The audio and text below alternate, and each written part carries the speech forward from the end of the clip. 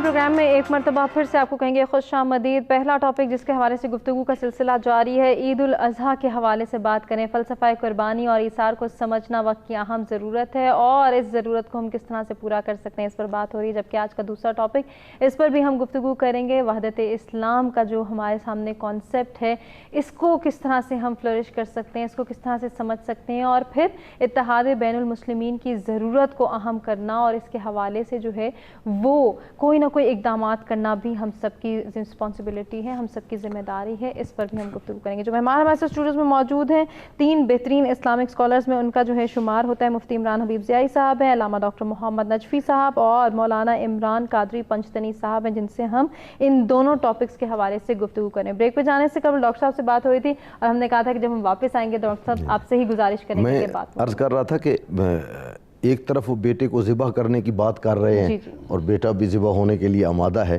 دوسری طرف روایات میں موجود ہے کہ جب حضرت اسرائیل تشریف لائے تو حضرت ابراہیم کہنے لگے کہ میں تو خلیل خدا ہوں، تو اللہ سے اتنا تو پوچھ کے بتا دیں کہ کبھی کوئی دوست بھی دوست کی موت چاہتا ہے؟ تو حضرت اسرائیل دوبارہ واپس آئے، کہا خداوند متعال نے ایک جملہ کہا ہے کہ ابراہیم سے پوچھو کبھی کوئی دوست بھی دوست کی ملاقات سے گھبراتا ہے؟ اللہ تو آپ کو تو ملاقات پہ بلایا جا رہا ہے، فناء تو نہیں ہے، ختم ہونا تو نہیں ہے۔ تو اصل میں بنیادی طور پر قربانی، جس طرح میرے دونوں بزرگوں نے، دونوں بھائیوں نے بڑی خوبصورت انداز میں صرف 3 باتیں چھوٹی چھوٹی ضرور کیجئے۔ قربانی جب انسان کرتا ہے 3 کم از کم سعادتیں، ویسے تو بے انتہا سعادتیں ہیں، فوری ہو جاتی ہے۔ نمبر 1، سب سے پہلے مغفرت۔ جو ہی قربانی ہوتی ہے انسان کے گناہ معاف کر دیے جاتے ہیں، اس کی مغفرت ہو جاتی ہے۔ اسی لیے بعض اوقات روایات میں موجود ہے کہ جب قربانی ہو رہی ہو تو کوشش کریں کہ قربانی کے جانور کو آپ دیکھیں، جو ہی اس کا پہلا قطرہ خون کا بہتا ہے تو اللہ کہتا ہے جی میں نے آپ کے گناہ معاف کر دیے، گناہ معاف ہو گئے۔ دوسرا، جتنے بھی ہم اعمال بجا لاتے ہیں، نماز پڑھ رہے ہیں، روزہ رکھ رہے ہیں، حج کرنے جا رہے ہیں، باقی کام کر رہے ہیں، کسی کی سند قبولیت ہمارے پاس نہیں ہے کہ میں نے نماز جو پڑھی ہے تو حتماً یہی قبول ہو گئی، میں نے روزہ رکھا قبول ہو گیا، حج کیا۔ لیکن اس کے لیے روایات کہتی ہیں کہ قربانی کا جانور جو ہی ذبح ہوا، اس کا خون بہا، اس نے اپنے جسم کو حرکت دی، ہاتھ پاؤں ہلائے، آنکھیں جھپکنا شروع کی، تو اس وقت اللہ کی طرف سے فرشتہ اعلان کرتا ہے کہ جا کے بتا دو تمہارا یہ عمل اللہ نے قبول کر لیا۔ سبحان اللہ، سبحان اللہ۔ تیسری اہم ترین چیز وہ یہ ہے کہ جب یہ بنیادی طور پر انسان کو جب قربانی کرتا ہے تو یہ قربانی کار کس کے لیے رہا ہے، کار کیوں رہا ہے، جو اصل آپ کی بنیاد تھی، اور آج کا سارا مسئلہ بھی اسی پر ہے۔ دکھاوا ہو رہا ہے، فلاں ہو رہا ہے، فلاں۔ ابھی میرے بھائی نے ایک روایت پڑھی ہے، زید بن ارقم کی بھی اس سے ملتی جلتی ایک روایت موجود ہے، جس کا مفہوم یہ ہے کہ اللہ کو نہ آپ کے بال چاہیے قربانی کے، نہ اللہ کو گوشت کی ضرورت ہے، اللہ کو صرف پسند ہے تقوی۔ بے شک، بہت بڑا لفظ آ گیا تقوی۔ اب آپ دیکھیں قربانی کا جانور ہے جی، ٹی وی پہ تشہیر ہو رہی ہے جی، اتنے کروڑ کا، اتنے لاکھ کا، اتنے کا، جی گلو ہے، بلو ہے، پتہ نہیں کیا کیا نام انہوں نے رکھے ہوئے ہیں، اور یہ کیا ہوا ہے، اور پورے علاقے میں اس کو گھمایا جا رہا ہے، لوگ تعریف کر رہے ہیں جی ماشاءاللہ جی فلاں تو اتنے لاکھ کی قربانی لے آیا۔ تو وہ للہ نہیں ہے۔ للہ کا مطلب یہ ہے کہ اس کا صرف اور صرف معاملہ، جس طرح میرے بھائی نے کہا تھا، رضائے خداوندی۔ سبحان اللہ۔ اگر وہ رضائے خداوندی کے لیے ہے پھر تو ہے اللہ کے لیے، بے شک، اور اگر وہ تشہیر کے لیے ہے تو اس کا اللہ کے ساتھ کوئی تعلق نہیں ہے۔ یقیناً یہ سوچنا، یہ سمجھنا اور اس پر ایمفیسائز کرنا بھی بہت ضرورت ہے اس کی۔ اس حوالے سے کیا کہنا چاہیں گے کہ ہم اس کانسیپٹ کو اجاگر کریں اور اپنے بچوں کو، اپنے نوجوانوں کو بھی سمجھائیں کہ اس کا مقصد جو ہے وہ صرف اور صرف اللہ کی رضا ہے؟ جی بالکل، مفتی صاحب نے اور قبلہ ڈاکٹر صاحب نے بڑی اچھی بات کی۔ مزید اسی میں تھوڑا سا میں ایڈ کرتا چلوں۔ ضرور کیجیے۔ آج ہم نے، کل نماز عید بھی ہے اور عید کا دن بھی ہے، ہم نے قربانی کا جو کنسیپٹ ہے اس کی روح کو سمجھنا ہے۔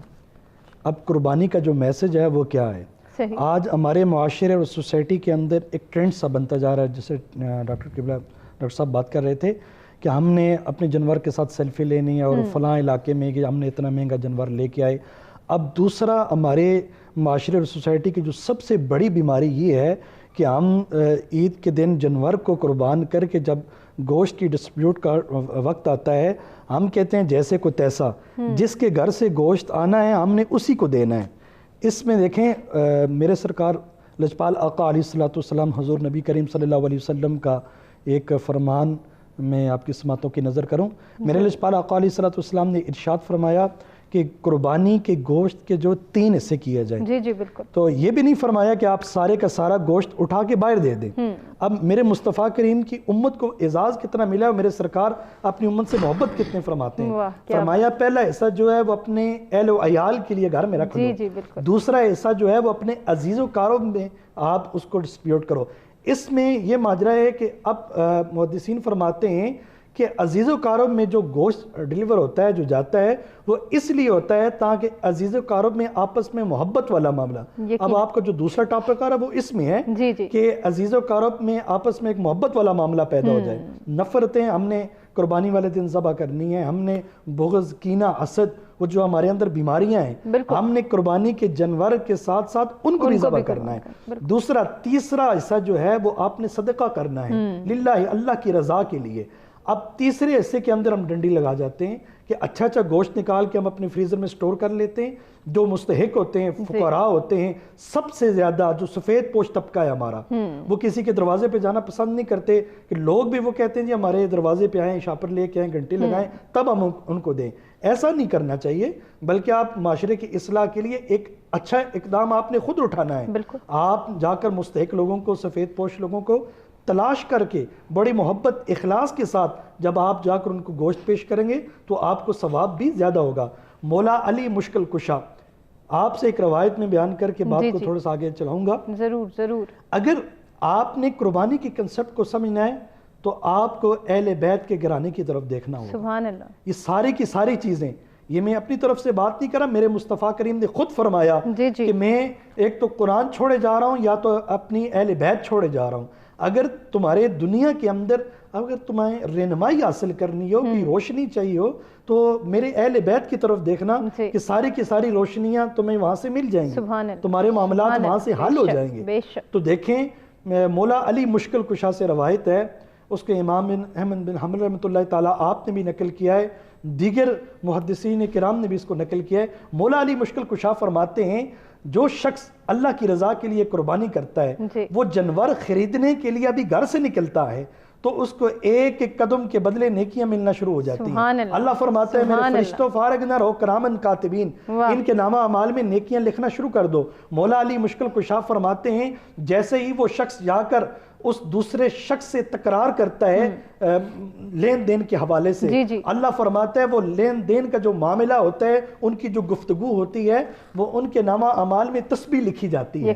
اور اسی طرح جب وہ جانور خرید کر، یہ نہیں ہونا چاہیے دکھلاوا ہو اس کے اندر، کیونکہ انما الاعمال بالنیات، اعمال کا سارا دار و مدار جو ہے وہ آپ کی نیت پہ ڈیپینڈ کرتا ہے۔ جب وہ جانور اللہ کی رضا کے لیے لے کر اپنے گھر میں آتا ہے تو جب وہ جانور کو ذبح کرتا ہے، ابھی اس کا خون زمین پہ گرتا نہیں ہے، اللہ رب العزت پہلے اس کو اپنی شرف قبولیت عطا فرما دیتے ہیں۔ بے شک بجا فرمایا آپ نے۔ یہ عظیم قربانی کا اس کو فلسفہ کو سمجھنے کے لیے ضرورت اس امر کی ہے۔